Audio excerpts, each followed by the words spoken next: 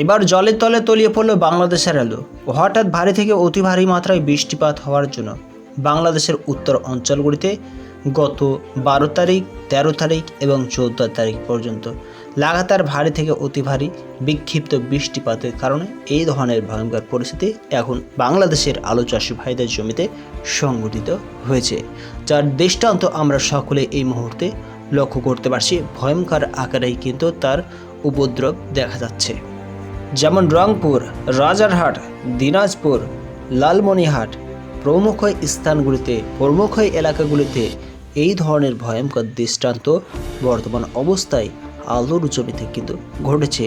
আর যার জন্য এক বা একাধিক চাষি ভাইরা একে তো আলুতে দাম নেই, আর অন্যদিকে বৃষ্টিপাতের জন্য এই ধরনের ভয়ঙ্কর পরিস্থিতি এখন বাংলাদেশের এই সমস্ত এলাকাগুলিতে দেখা যাচ্ছে।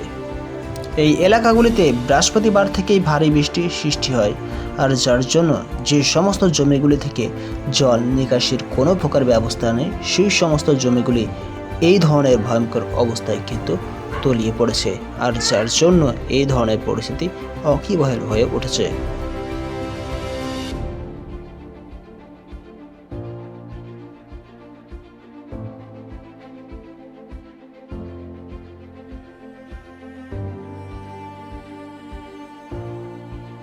সাধারণত যে সমস্ত জমিগুলি নিচু ভাব, সেই সমস্ত জমিগুলির সমস্যার পরিমাণ আরও তত বেশি। একদিকে আলুর দাম নেই, আর অন্যদিকে লেবারের অভাবকে কেন্দ্র করে এখন সপরিজনেই এই আলুর জমিতে নেমে পড়েছে।